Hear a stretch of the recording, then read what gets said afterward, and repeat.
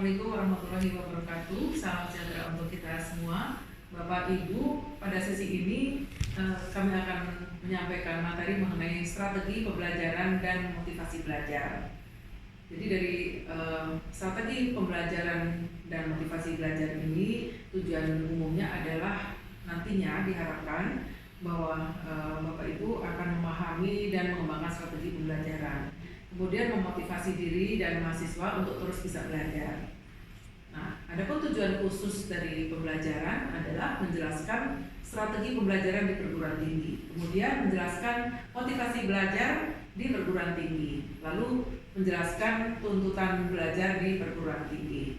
Nah, beberapa divisi dapat kami sampaikan kepada Bapak Ibu bahwa strategi adalah pendekatan secara keseluruhan yang berkaitan dengan pelaksanaan gagasan, perencanaan, dan eksekusi sebuah aktivitas dalam kurun waktu.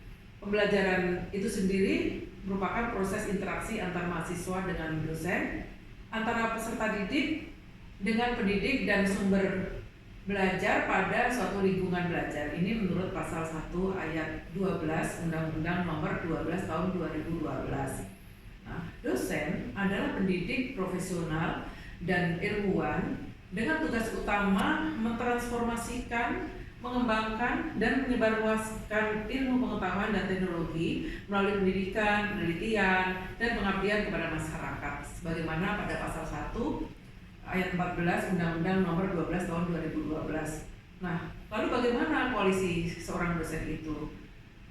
Dalam kitab Taklim Ilmu Taklim bahwa ada beberapa, yaitu satu yang disebut dengan dakaun, yang artinya cerdas. Dosen itu harus cerdas.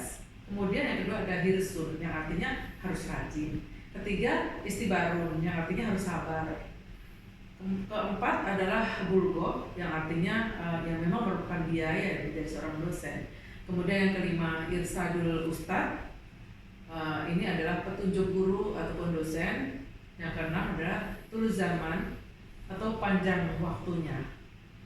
Jadi Bapak Ibu, bahwa pembelajaran adalah suatu proses atau kegiatan yang sistematis yang bersifat interaktif dan komunikatif antara dosen, pendidik dengan mahasiswa, peserta didik di kelas, dihadiri secara fisik oleh dosen atau pendidik atau tidak untuk menguasai kompetensi yang telah ditentukan. Ini menurut Zainal Arifin.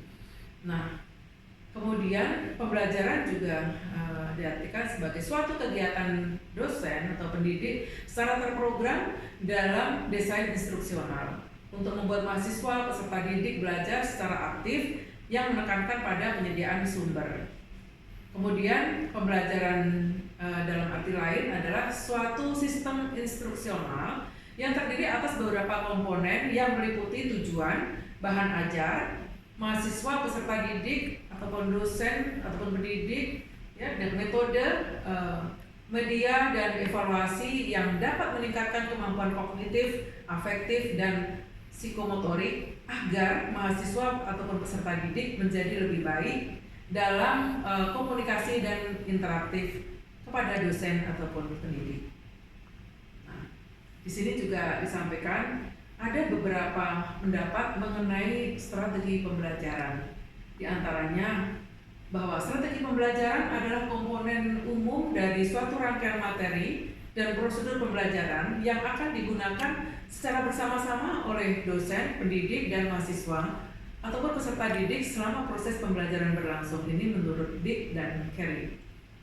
Lalu menurut Hilda bahwa strategi pembelajaran adalah urutan atau pola perilaku dosen ataupun pendidik untuk dapat mengakomodasi semua variabel pembelajaran secara sadar dan sistematis.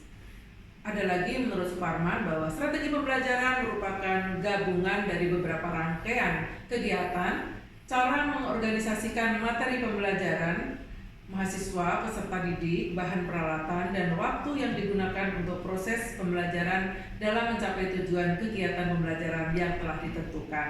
Nah, dari beberapa pendapat tadi dapat disimpulkan bahwa strategi pembelajaran adalah merupakan suatu prosedur pembelajaran dalam membantu usaha belajar mahasiswa peserta didik mengorganisasikan pengalaman belajar, mengatur dan merencanakan bahan ajar agar tercipta proses pembelajaran yang lebih efektif dan efisien untuk mencapai tujuan pembelajaran. Itu tadi mengenai strategi pembelajaran. Kemudian apa pentingnya strategi pembelajaran? Adalah memberikan rumusan acuan kegiatan pembelajaran. Kemudian mencapai tujuan pembelajaran. Ketiga, menarik minat belajar peserta didik. Dan keempat adalah memotivasi, mendorong, menggerakkan, membimbing, dan mengarahkan peserta didik. Kemudian di sini ada bermacam-macam strategi pembelajaran, seperti hanya strategi pembelajaran inquiry, strategi pembelajaran ekspositoris, ada strategi pembelajaran berbasis masalah, ada strategi pembelajaran kooperatif, dan juga strategi pembelajaran meningkatkan keterampilan berpikir. Nanti Bapak Ibu bisa membaca sendiri dari materi yang sudah saya share. Kemudian di sini ada bagaimana karakteristik mengenai proses pembelajaran itu. Nah, pada saat Anda sebagai seorang dosen mentransfer knowledge kepada mahasiswa atau peserta didik, ada beberapa yang harus diperhatikan. Harus interaktif, kemudian juga harus inspiratif, harus menyenangkan, menantang, memotivasi peserta didik untuk aktif, memberikan ruang yang cukup bagi prakarsa, kreativitas, dan kemandirian sesuai dengan bakat, minat, dan perkembangan fisik serta psikologis peserta didik. Nah, pembelajaran sendiri adalah merupakan proses interaksi antara peserta didik, antara peserta didik dengan pendidik dan sumber belajar pada situasi pada suatu lingkungan belajar. Sementara untuk pendekatan pembelajarannya itu adalah orientasi arah pandang atau cara pandang pendidik dan peserta didik terhadap pembelajaran untuk dapat mencapai tujuan pembelajaran. Contohnya, pendidik memandang bawah dalam pembelajaran. Peserta didik harus kooperatif, maka muncullah pendekatan kooperatif. Yang tadinya tidak memperhatikan, karena ada proses kooperatif, maka dia akan kooperatif. Nah, lalu ada lagi mengenai model pembelajaran, yaitu proses belajar atau gambaran pembelajaran peserta didik dari awal sampai akhir pembelajaran yang ditandai dengan langkah-langkah spesifik ataupun sinteks. Di sini contohnya misalnya model pembelajaran kooperatif itu tadi. Lalu metode pembelajaran adalah cara pendidik menyampaikan atau memfasilitasi peserta didik atau memperoleh pengetahuan dan atau keterampilan tertentu, atau cara yang digunakan untuk mengimplementasikan rencana dalam bentuk kegiatan nyata. Contohnya adalah pengamatan, eksperimen, dan juga ceramah serta lain-lainnya. Nah, kalau tadi strategi pembelajaran adalah rencana kegiatan yang disusun untuk tujuan tercapai secara efektif dan efisien.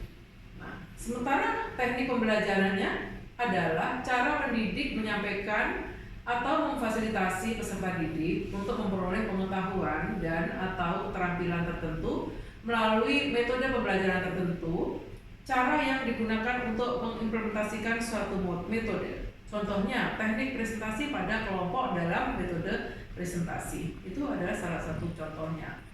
Ada di sini juga mengenai taktik pembelajaran. Jadi ada metode, ada strategi, dan ada juga taktik. Taktik pembelajaran adalah gaya mengajar, ya, gaya mengajar pendidik yang khas dalam melaksanakan metode atau teknik tertentu. Misalnya, siang hari guru mengajar dengan ceramah yang penuh humor. Ya, jadi ini akan membuat mahasiswa ataupun peserta didik tidak ngantuk dan tetap fokus. Kalau di dalam gambar ini adalah proses pembelajaran yang mungkin menantang, ya, karena ini membuat para mahasiswa nampaknya lebih serius untuk mengikuti perkuliahan. Dan ini bisa saja memang dilakukan manakala ada mata kuliah yang butuh pemahaman khusus dan butuh perhatian dari mahasiswa. Nah, kemudian ini tadi yang prosesnya kooperatif ya. Kalau kooperatif ya ada keterlibatan antara peserta didik gitu ya dalam suatu diskusi dan semua adalah aktif, ada interaktif. Kemudian kalau yang ini adalah dalam suatu proses pembelajaran, ini bisa saja terjadi karena mahasiswanya atau karena dosennya gitu. Kalau dosennya mungkin saja ya kurang menarik, atau kalau mahasiswa mungkin ada peserta didik yang mungkin malamnya begadang sehingga tidak tertarik seperti itu. Jadi ini juga penafsirannya bermacam-macam. Nah, kalau kita bedakan lagi, ini adalah suasana di mana mungkin terjadi proses penyampaian berupa misalnya sosialisasi ya kepada masyarakat mengenai penggunaan air bersih, itu juga bisa. Ini juga mungkin ini juga diskusi seperti itu dan lain sebagainya. Nah, Bloom dan Catwall di sini adalah merupakan bahwa dalam belajar mahasiswa harus menguasai 3 ranah, yaitu kognitif, psikomotorik, dan juga afektif. Yang Anda bisa baca penjelasannya secara detail yang sudah kami sampaikan. Bagaimana motivasi belajar di perguruan tinggi ya? Di situ ada pengertiannya itu bisa disebut sebagai mover atau menggerakkan kondisi yang dapat menimbulkan perilaku, mengarahkan perilaku, ataupun mempertahankan intensitas perilaku. Motivasi sendiri adalah kekuatan atau energi seseorang yang dapat menimbulkan tingkat persistensi dan entusiasme dalam melaksanakan suatu kegiatan, baik yang bersumber dari dalam diri individu itu sendiri atau bisa disebut motivasi intrinsik, maupun dari luar individu, yaitu motivasi ekstrinsik. Nah, seberapa kuat motivasi yang dimiliki individu akan banyak menentukan terhadap kualitas perilaku yang ditampilkannya, baik dalam konteks belajar, bekerja, maupun dalam kehidupan lainnya. Motivasi belajar merupakan suatu dorongan internal dan eksternal pada siswa-siswi yang memberikan semangat, perhatian, kemampuan, keinginan, dan cita-cita untuk belajar guna untuk mencapai tujuan yang diinginkan. Nah, oleh karena itu, motivasi belajar untuk siswa sangatlah penting karena sebagai pendorong siswa untuk lebih giat dalam belajar agar memperoleh tujuan yang ingin dicapainya dalam belajar, yaitu memperoleh prestasi yang bagus. Nah, lalu seperti apa ciri-ciri motivasi belajar? Ini menurut Sardiman banyak sekali ya, antara lain tekun menghadapi tugas, ya, ulet menghadapi kesulitan, gitu ya, tidak memerlukan dorongan dari luar untuk berprestasi sebaik mungkin, atau tidak cepat puas dengan prestasi yang telah diraihnya. Menunjukkan minat terhadap bermacam-macam masalah, misalnya untuk orang dewasa, misalnya masalah pembangunan agama, politik, ekonomi, keadilan, budaya, mungkin ya pemberantas korupsi, penentangan terhadap setiap tindakan kriminal, amoral, dan lain sebagainya. Lebih senang bekerja mandiri, kemudian cepat bosan pada tugas-tugas yang rutin, ya. Kemudian dapat mempertahankan pendapatnya kalau sudah yakin akan sesuatu. Nah, tidak mudah memang melepaskan hal yang diyakini itu. Lalu senang mencari dan memecahkan masalah soal-soal. Ini adalah ciri-ciri motivasi belajar. Nah, kadang-kadang ada juga yang mengenai prestasi belajar rendah. Di sini analisis hasil kerja yang rendah itu mungkin karena belum menguasai pengetahuan ataupun keterampilan. Yang kedua mungkin karena sifat atau struktur tugas yang sulit atau tidak menyenangkan penyebabnya. Kemudian mungkin konsekuensi negatif pelaksanaan suatu tugas. Yang keempat, jarang berlatih menggunakan keterampilan tersebut.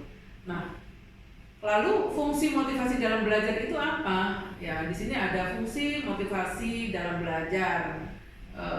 Bentuk motivasi di sekolah, motivasi anak itu berbeda-beda. Motivasi tidak timbul tiba-tiba, tapi motivasi harus ditumbuhkan oleh dosen ataupun guru.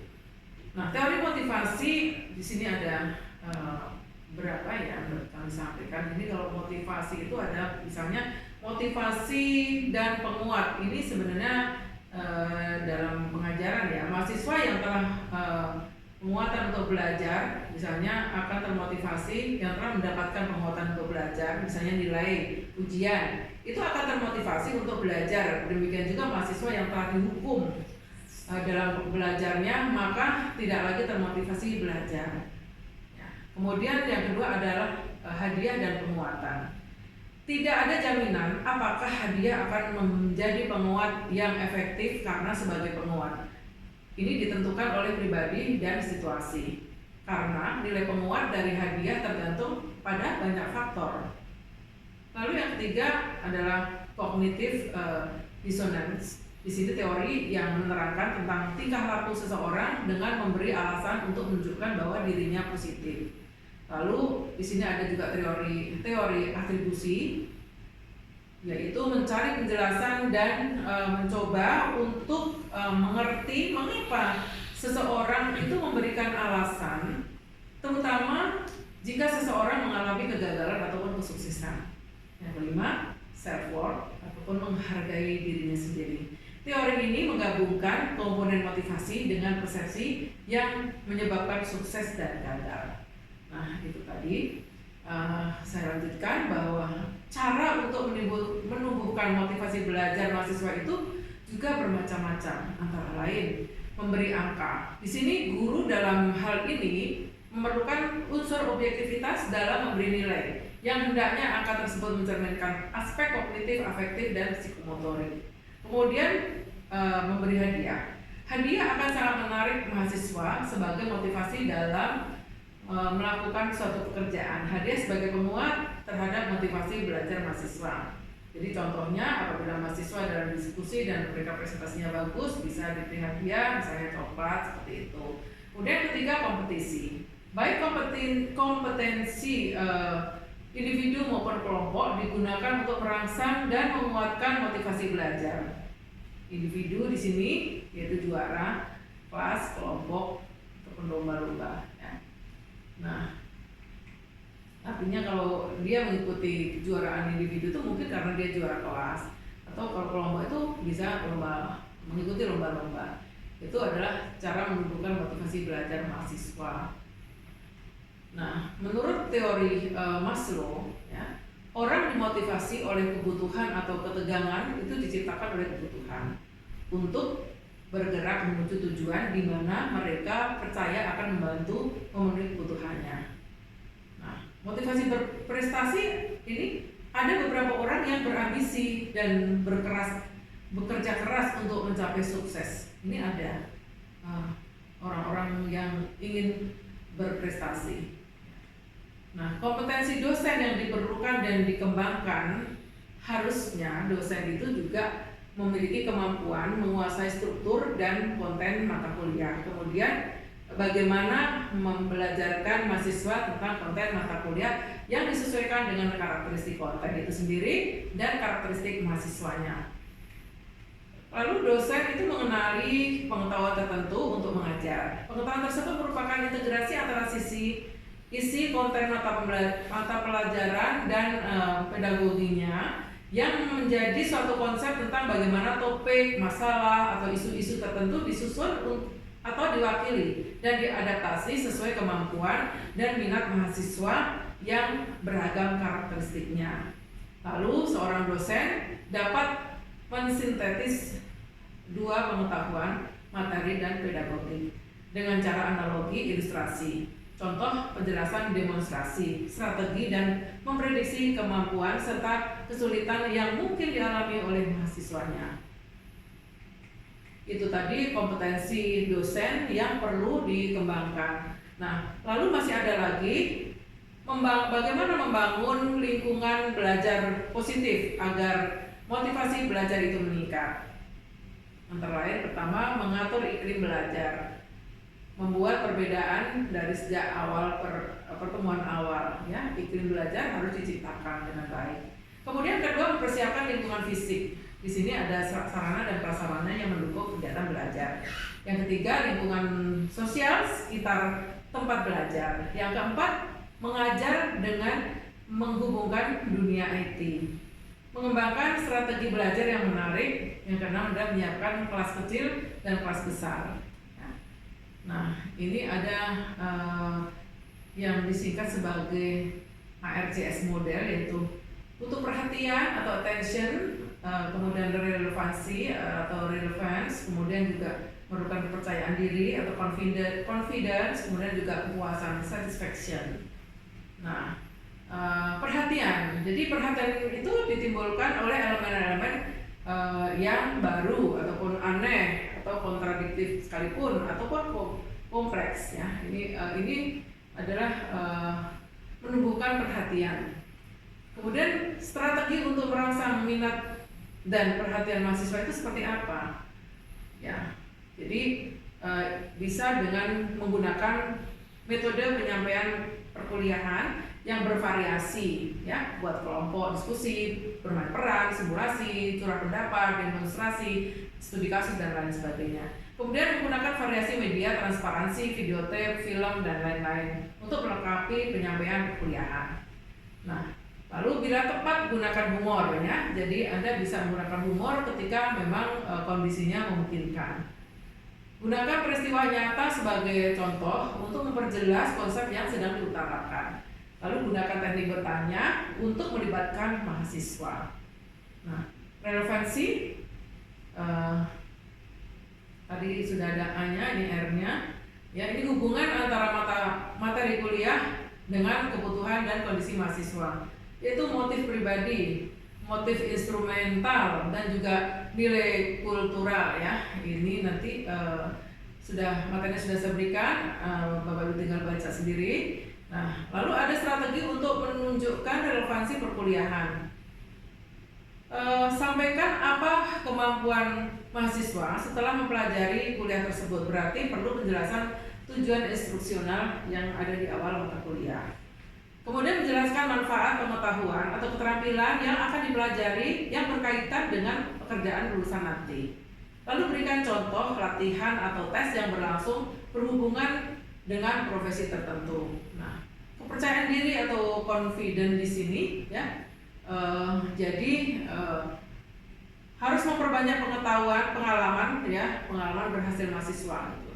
Harus memperbanyak pengalaman berhasil mahasiswa. Ya, misalnya urutan materi dari mudah ke sukar. Perkuliahan disusun dalam berbagai bagian yang lebih kecil. Kemudian meningkatkan harapan untuk berhasil dengan menyatakan persyaratannya. Ya, kemudian memungkinkan kontrol keberhasilan di tangan mahasiswa, tumbuh kembangkan kepercayaan diri mahasiswa, berikan umpan balik yang konstruktif. Ya. Satisfaction di sini bahwa strategi adalah untuk meningkatkan kepuasan. Gunakan ujian secara verbal dan umpan balik yang informatif, bukan ancaman. Berikan kesempatan mahasiswa segera mempraktekkan pengetahuan dan yang dipelajarinya. Minta mahasiswa membantu teman yang belum berhasil menguasai suatu keterampilan ataupun pengetahuan. Lalu bandingkan prestasi mahasiswa dengan prestasinya sendiri di masa lalu atau standar lain, bukan dengan mahasiswa lainnya. Nah, itu tadi.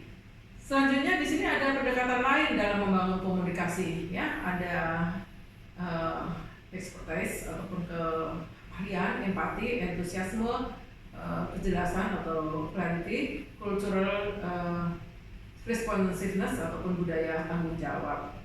Ya, jadi kalau kita simpulkan dari semua yang tadi itu ada faktor keberhasilan, ada faktor internal dan faktor eksternal. Faktor internalnya kemampuan, motivasi, perhatian, ingatan, lupa, retensi, dan juga transfer. Eksternalnya kondisi belajar, tujuan belajar ataupun dan pemberian umpan balik. Jadi kesimpulannya adalah motivasi disesuaikan dengan kondisi, bidang, dan tingkat kesulitan yang dihadapi peserta didik, kemampuan yang dimilikinya, dan tujuan yang akan dicapai. Nah,